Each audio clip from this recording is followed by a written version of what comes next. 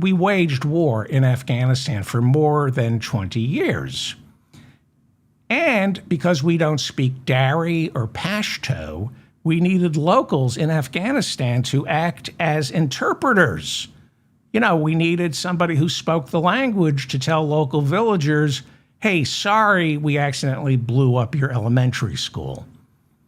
Thousands and thousands of Afghanis worked with American soldiers for more than 20 years, risking death at the hands of the Taliban should the impossible ever happen.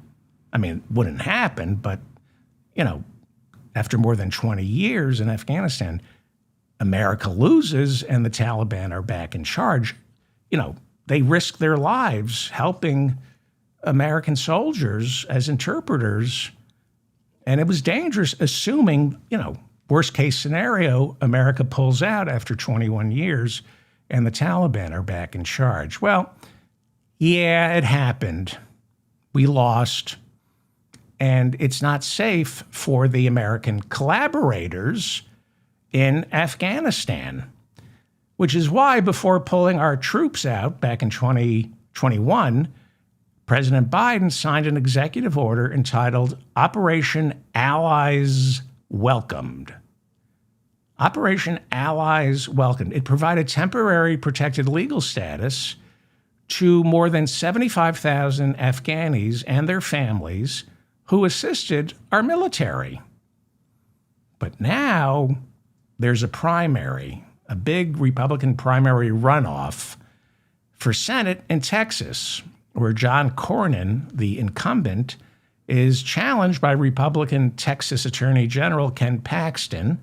And because Ken Paxton is giving up his job as state attorney general, there's also a Republican primary runoff next month for the post of attorney general. And that's where Texas Congressman Chip Roy is hoping to win the nomination. And all three of them are fighting to prove to voters in Texas they hate Muslims more than their opponent.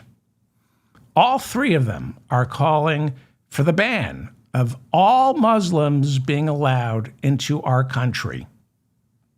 And they are specifically warning that thanks to Joe Biden, we're about to allow thousands of radical Muslims from Afghanistan.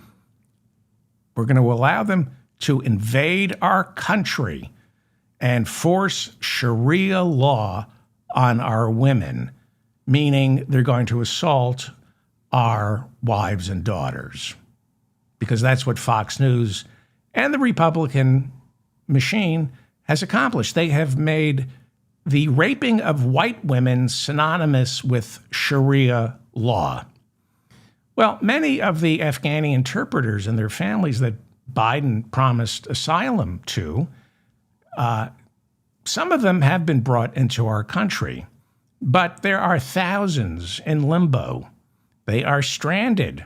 They can't live in Afghanistan, so they're in Pakistan and Qatar, living in what amounts to refugee camps, incredibly unsanitary hovels, waiting for America to keep its promise and let them into our country.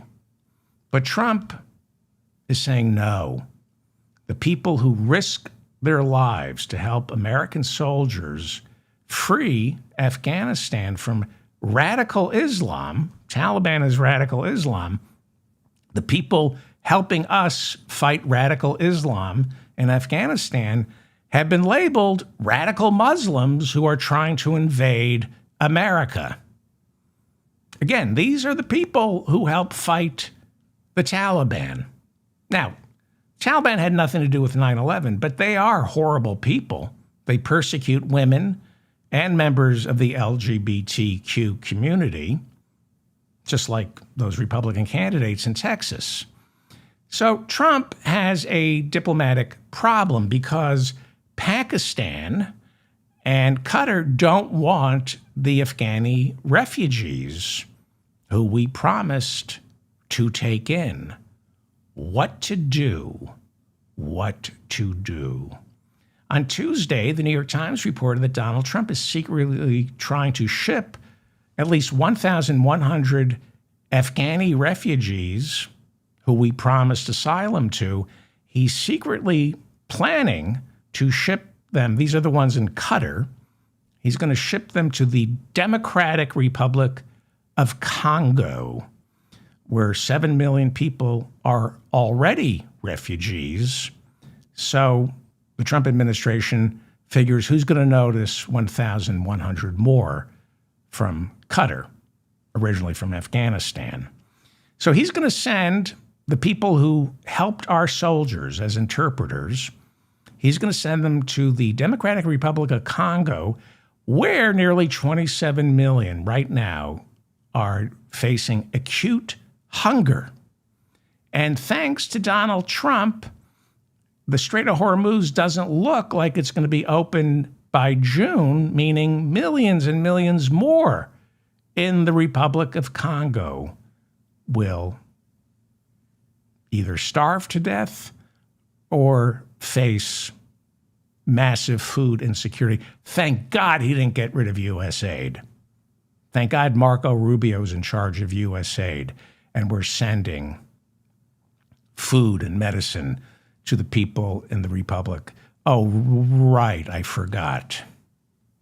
So that's where Trump is going to send the Afghani interpreters who risk their lives to help America combat the religious extremists torturing women and members of the LGBT community in Afghanistan. Well, if anybody